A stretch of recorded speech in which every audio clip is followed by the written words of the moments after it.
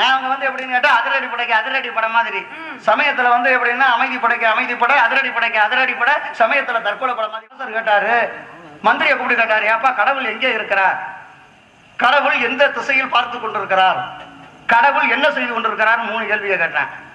அப்ப வந்து இந்த மந்திரிக்கு வந்து எதுவுமே தெரியல. என்னடா இது சிக்கலான கேள்வியா இருக்கு, கடவுள் எங்கே இருக்காருன்னா நான் கூட்டி கொண்டாந்து காமிக்க முடியும், நாளைக்குள்ள பதில் சொல்லணும், இல்லைன்னா தலையை சிறை எடுத்துருவேன்ட்டாரு, சிரசேதம் பண்ணிடுவேன். நீங்க பணிவா போறீங்கிறத நான் சொல்ல வந்தேன் அப்படின்னா, வில்லு வளையுதுன்னா அடுத்து அம்பு வேகமா பாய போகுதுன்னு அர்த்தம். ஆட்டுக்கிடா பின்னால போகுதுன்னா முன்னால வந்து சீக்கிரம் முட்டை போகுதுன்னு அர்த்தம். அதே நேரத்துல புலி வந்து பதுங்குதுன்னா அடுத்து பாய போகுதுன்னு அர்த்தம். அது மாதிரி நீங்க பதுங்கி பேசினாலும் உங்கள்கிட்ட அறிவு இருக்குங்கிறதுக்கு தான் நான் சொல்ல வர்றேன். சுட்டி காமிச்சோம் அப்படின்னா ஒரு இடத்துல என்ன இருக்குங்கிறத புரிஞ்சுக்கணும். முதல்ல வாழைப்பழத்துல ஊசி ஏத்துற மாதிரினா வாழைப்பழத்துக்கு ஊசிக்கு ஏதாவது சம்பந்தம். விளக்கம், பெருமையான விளக்கம், யாருமே சொல்லாத விளக்கம். அதனாலதான் பதவி உயரும்போது பணிவு தேவைன்னா, ஒரு பதவி கிடைக்கணும் அப்படின்னு சொன்னா பசித்திரு, தனித்திரு, விழித்திரு, பானா தானா வீணா. பசியோட இருந்தால்தான் பதவி கிடைக்கும்னா முதல் எழுத்து பானா. அதே நேரத்துல தனிமையா இருந்து சிந்திக்கக்கூடியவன் தனிமை, அதுக்கு தானா. விழித்திருக்கணும், என்னைக்குமே விழித்து கொண்டே இருக்கணுமா ஒரு பதவி கிடைக்கிறதுக்கு, அதுக்கு கடைசி எழுத்து வீணா. ஆனா இந்த பதவிங்கிறது கிடைக்கணும் அப்படின்னு சொன்னா அதுக்கு பணிவு தேவை. ஆனா நீங்க ரொம்ப பணிகிறத பார்த்தாலும் ஒரு காரணம் இல்லாம பணிய மாட்டீங்கள. அதே சமயத்துல அழகா சொன்னீங்க, நதிகளை பத்தி அது இங்க இங்க விழுந்தா இந்த மாதிரி ஆகும் அப்படின்னு சொன்னீங்க. உலகத்தினுடைய கணக்கு, அதுக்கு விளக்கம் சொல்லணும்னா வேற மாதிரி சொல்லிக்கிட்டு போலாம். சுருக்கமா நான் இப்ப வர்றேன். துருவனாகப்பட்டவன் சின்ன பிள்ளை, அழகா சொன்னீங்க. அந்த துருவனாகப்பட்டவன் சின்ன பிள்ளை என்ன செஞ்சான், இங்க இருந்து போய் கடவுளோட இடத்துல வந்து தாயம்மன் தந்தை மடியில உட்கார முடியலங்கிறதுக்காக துருவ நட்சத்திரமா மாறினான். அதே நேரத்துல சொன்னது யாரு, நாரதர் தான் உபதேசம் பண்ணது. சிவனை வணங்கினானா மகாவிஷ்ணு வணங்கினானா? மகாவிஷ்ணு. மகாவிஷ்ணுவா? ஆமா. நிஜமாவா? நிஜமாதான். அப்படியா? சரி இருக்கட்டும், நீ படிச்சது அப்படி இருக்க. நீ படிச்சதுன்னா அப்ப நான் போய் பேசுறேன்னு கேட்டா, பிரகலாதன் சின்ன பிள்ளைதான். துருவன் நட்சத்திரம் அப்படின்னாலே, துருவன் அப்படின்னாக்க அதுக்கு அர்த்தமே வந்து வேற. அது மாதிரி அது இருந்துட்டு போகுது. ஏன்னா உபதேசம் பண்ணவேன்னா கதை வந்து இன்னொரு உள்பட்டது. அது இருந்துட்டு போகுது அப்படின்னா நான் நம்ம பொய் சொல்ற மாதிரி நீங்க பூஜை போடுற மாதிரி பேசுறீங்க.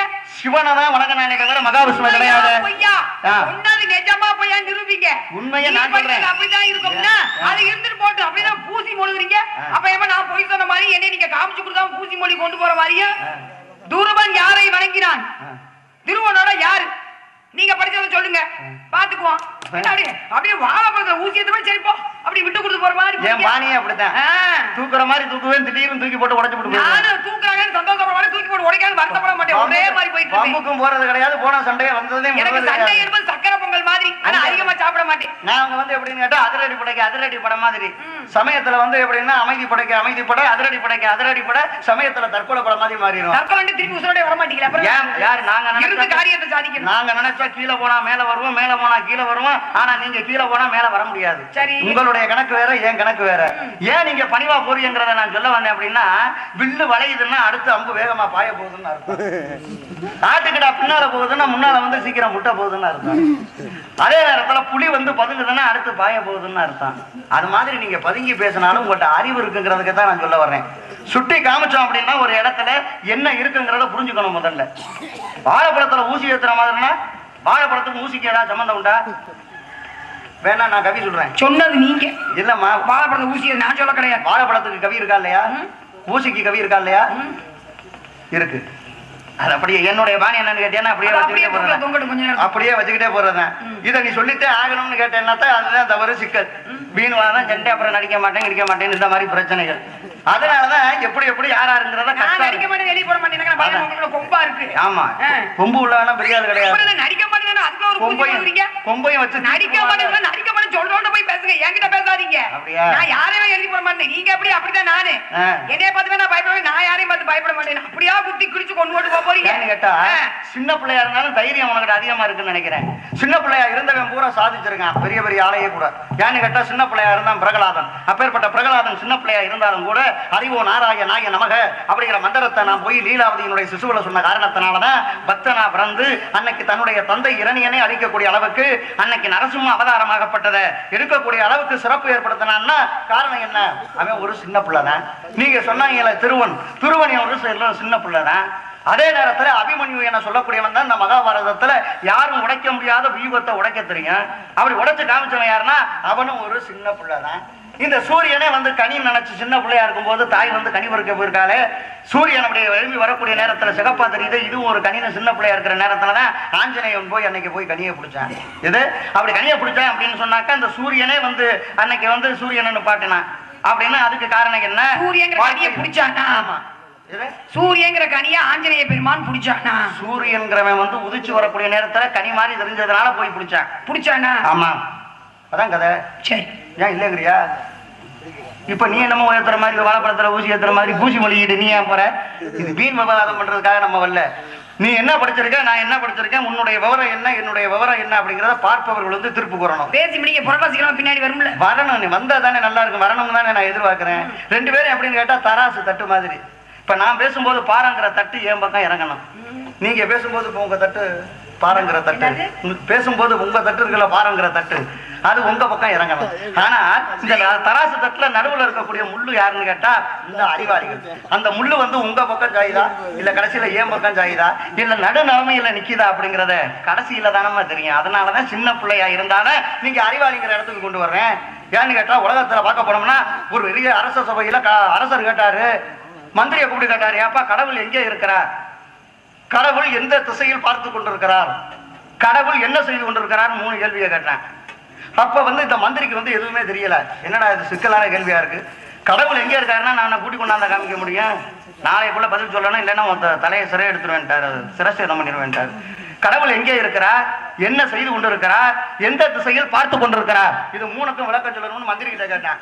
மந்திரி கிட்ட கேட்டவனா மந்திரி போய் வீட்டுல அழுக ஆரம்பிச்சுட்டாரு, புலம்பிட்டாரு, இவருக்கு தெரியல. அப்பத்தான் அந்த சின்ன பிள்ளையா இருந்தது அவருடைய பேத்தி கூப்பிட்டு, தாத்தா எதுக்கு அழுகிறீன்னு.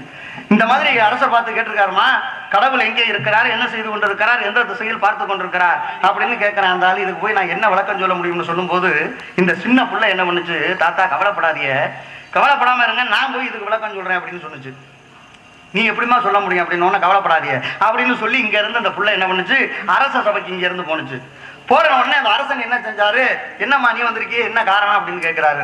அரசன் நீங்க கேட்டதுக்கு பதில் சொல்றதுக்காக நான் வந்திருக்கேன். நீங்க கேட்டது சாதாரண கேள்வி, அது எங்க தாத்தாலாம் சொல்ல வேண்டிய அவசியம் இல்லை, நானே சொல்லிடுவேங்க. என்ன நீ சொல்ல போற, நான் என்ன கேட்டேன், கடவுள் எங்கே இருக்கிறாருன்னு கேட்டிருக்கீங்க. ஆமா, அதுக்கு நான் பதில் சொல்றேன்.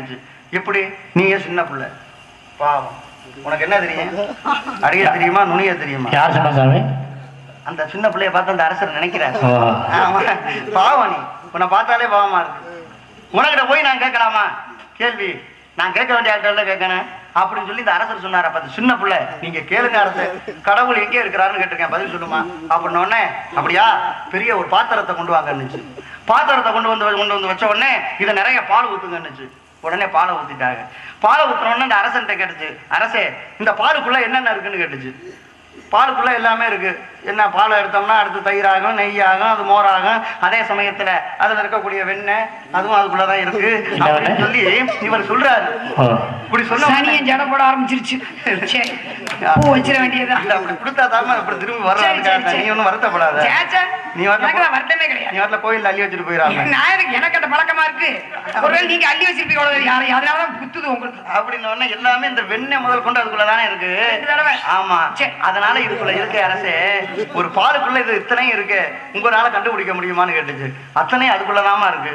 அந்த பாலுக்குள்ள எப்படி அத்தனை பொருளும் அடங்கி இருக்கிறதோ அது போல கடவுளாகப்பட்டவர் இந்த பாலுக்குள்ள எப்படி எல்லாம் கலந்திருக்கோ அது போல கடவுளாகப்பட்டவர் எல்லா இடத்திலையும் கலந்து இருக்கிறார் கடவுள்னு சொல்லி முதல் விளக்கம் இந்த புள்ள கொடுத்துச்சு. அப்ப இவர் கேட்டாரு, சரிம்மா கடவுள் எந்த பக்கமா பாத்துக்கிட்டு இருக்காருன்னு கேட்டுச்சு.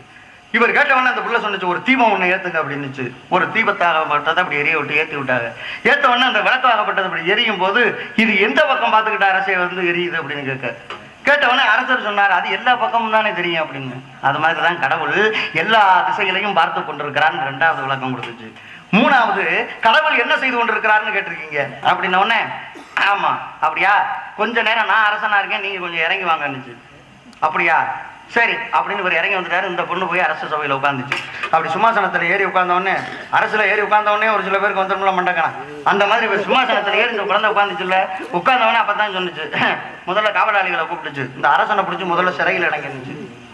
அரசனுக்கு ஒண்ணுமே புரியல, என்ன நான் போய் சிறையில் அடையப்படுறதா, என்னம்மா காரணம் அப்படின்னு கேட்கும்போது, இதைத்தான் கடவுள் செய்து கொண்டிருக்கிறார். குப்பையை மேட்டை வந்து கோபுரமாக்குறாரு, கோபுரத்தை வந்து குப்பை மேடாக்குறாரு. அது போல இந்த உலகத்துல கீழே இருக்கிறவனை மேலே கொண்டு வர்றாரு, மேலே இருக்கிறவனை கீழே கொண்டு வர்றாரு. அது மாதிரி கடவுள் செய்து கொண்டிருக்கக்கூடிய வேலை இதுதான் சொல்லி 3க்கு விளக்கம் கொடுத்துச்சுன்னா காரணம் என்ன? பெரிய மனிதராக இருந்தாலும் அவருக்கு தெரியாதத இந்த சின்ன புள்ள விளக்கம் கொடுத்துச்சுன்னா அது மாதிரி உங்கள்ட்ட விளக்கத்தை நான் எதிர்பார்க்கிறேன். பெரிய மனுஷனா இருந்தாலும் அறிவாளியா நான் கருதுறேன். ஏன் பாணி தான் உங்களுக்கு தெரியுமா? அப்படித்தானே நீங்க சொன்ன மாதிரி தான். ஈர துணியை போட்டு கழுத்து இருக்கிறது தெரியுமா? நான் ஈர துணியை போடுதான் கழுத்து நெரிச்சு போட்டு கோடி வச்சு. ஒரு சில பேர் திடீர்னு வெட்டி போடுவான், ஒரு சில பேர் திடீர்னு வெட்ட மாட்டான். அப்படி ஈர துணியை போட்டே கழுத்து அறுத்துக்கிட்டே இருப்பேன், அது வெளியில தெரியாது. அந்த மாதிரி என்னுடைய கதை.